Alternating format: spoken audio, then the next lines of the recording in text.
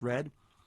Somebody asked me, I get asked this question often. So, Jess, where do angels and demons reside? Yep. Let's start breaking this down, Anita. Yeah, let's see the first battle. First, St. Paul reminds us to rely upon God rather than ourselves. So he says, be strong in the Lord and in the strength of his might. This is maybe the hardest part of apologetics, he says. We want to be the heroes. We want to be right, and we want to do it all on the strength of our own brilliance. That's true. But this is a huge mistake and the surest route to failure. Why? Paul gets there in his second point. So what's the second point? Second, he reminds us who we're really up against. That's what St. Paul reminds us. He says, our enemy is Satan and his henchmen. And Paul also reminds us of Satan's wilies and the spiritual hosts of wickedness. The devil's smarter than you are and more powerful. If you are relying upon your own strength, you will lose. They are asking about why we're still Catholic, which creates an opening for evangelization, but now what? But this is also a good reminder that we are not contending against flesh and blood, even when it feels like we are. In the heat of the moment, when someone is attacking us or attacking our Mother Mary, or attacking Jesus or attacking the church, our natural response is to get defensive and to think of that person as our enemy. But St. Paul tells us that no, they're not our enemy. Satan and the forces of evil are. The Satan and the forces just use them, right? Yeah. Because they're primary evil. Yeah, they're primary. And they use human beings that are secondary Yep. evil, Mm-hmm. as like chess pieces on a board. Yes, absolutely. This has several implications for how we approach apologetics. It means you can't approach it as an argument in which you have to beat the other person. Your goal needs to be to win the other person for Christ, not to win the argument. If you start getting into winning the argument mode, you will quickly find yourself struggling with pride, deception, and lack of charity. You might win the argument, but you lost against your real enemy, the devil. Yeah, because the devil, he basically coerced you into becoming prideful in your arguments. Yes, and so they didn't have much effect. Third thing that we can draw from St. Paul's teaching in Ephesians chapter 6, he tells us to wear the whole armor of God, beginning with girding our loins with truth. Let's say that the other person you're speaking to raises a question, and you just don't know the answer. What's the temptation? To make something up or to guess. Why? Because it saves face, or because we buy into the lie that if we don't make something up, we'll lose. Well, St. Paul is warning us, don't do that. Don't rely upon half-truths or lies just because they might help you win the argument. Don't make stuff up to avoid looking ignorant or wrong. Don't sacrifice truth for the sake of a win. Why? Because Satan is a liar and the father of lies, John 8:44. Well, God is the God of truth, Isaiah 65:16. Lying is losing.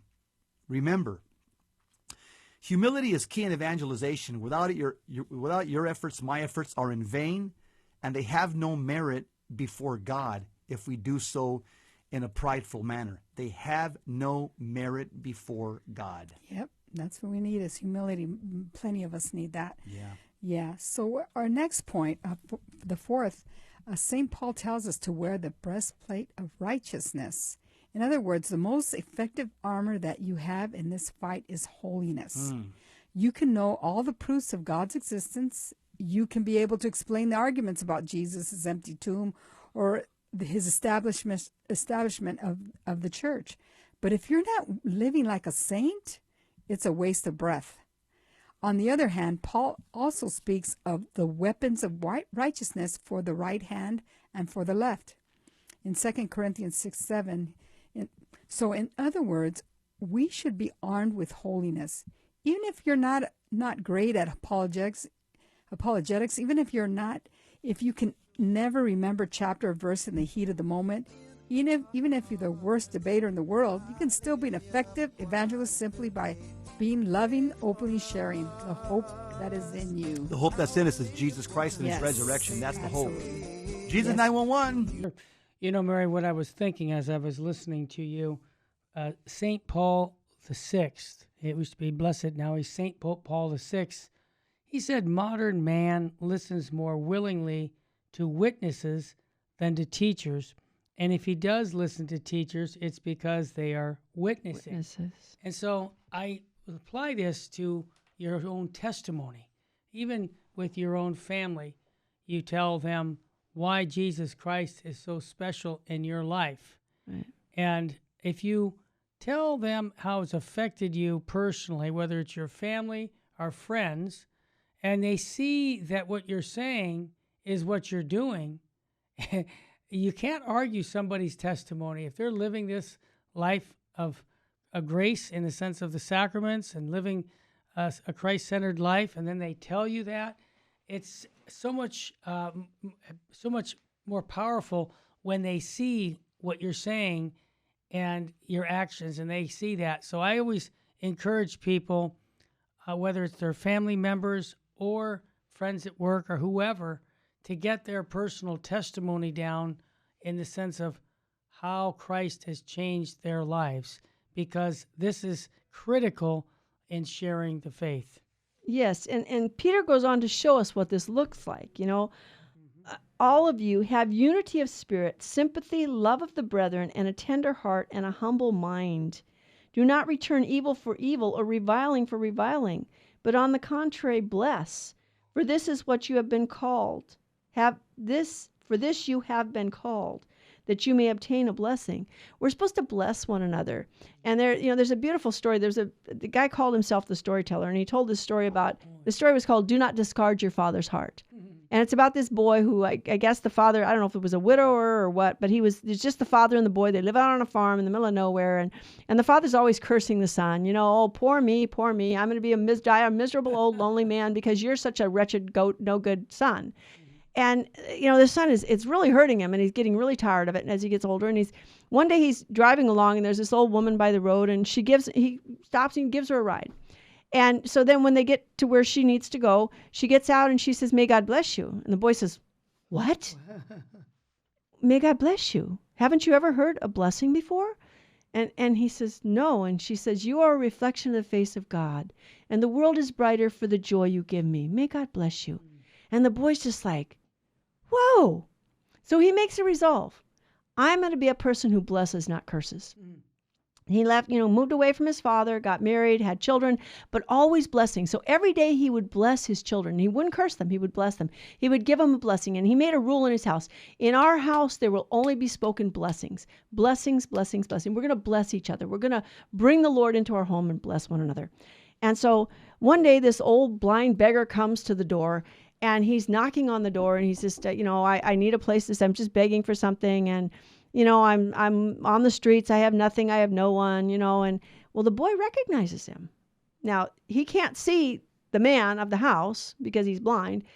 And so the man invites him in, and he's grown up and his voice has changed. And the old man it's his father. So he invites him, and he says, "Grandfather, you can stay with us. We don't have a grandfather living with us. So why don't you be the grandfather here?" And he said, "But there's only one rule in this house. You can never speak a curse. You have to always speak blessings." And the old man's kind of grumbling or whatever, So for a long time, the old man doesn't say anything, but they keep treating him nice and being kind to him. And one day he says, "Well, thank you, and may God bless you," kind of gruffly. And then eventually the old man gets better at this. He gets better at this, and he keeps doing this, but the boy, the man who had, grown up under the curses of his father, there's a horrible storm one night, and he goes out in the storm, and he's yelling at God, and he says, "God, why? The curses of my father still haunt my heart. They're still there. I can't quite get them out of my mind and my heart. What's wrong?" And he kicks the ground, and there's a stone. He picks up the stone. He's going to throw it. And as he goes to throw it, he hears a voice say, "Do not discard your father's heart." He's like, "What?" And he hears the voice again, "Do not discard your father's heart." So he takes the stone, and he brings it in the house, and he puts it on the shelf. So after this old man has been living with them for years, the old man's going to die. And he's come to the point where he's blessing, and he just says, "I was so cruel to my son, and I was so mean to him. And I just want to tell him I'm sorry, and I want to bless him. And then the boy reveals to him, I'm your son. And I'm glad that I could take you in, and I'm glad that we're reconciled. And the father dies. And after the father dies, there's the funeral. And then the man comes back home, and he takes the stone off of the shelf. He still doesn't understand. And he takes the stone off of the shelf, and he's sitting there at the table, and he's holding the stone in his hand. He begins to weep. And as he weeps, his tears fall on the stone, and the stone cracks. And he opens up the stone, and there's this jewel inside. And you see, the old man had gotten into the habit of feeling sorry for himself and cursing everyone around him for his troubles.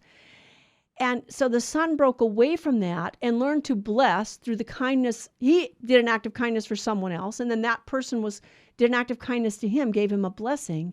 He resolves to keep the blessing and throw away the curses. And even though the curses haunt him, he still continues to struggle to bless. And so when his father comes to live with them, eventually the blessing that he has taught to his children, the habit of blessing that he's taught to his children and his wife and himself, wins the heart of his father, so that in the end, he and his father are reconciled in an attitude of blessing. And he sees this jewel that was hidden under this hard, crusty surface of whatever, anger, hatred, resentment, bitterness, self-pity. Wow.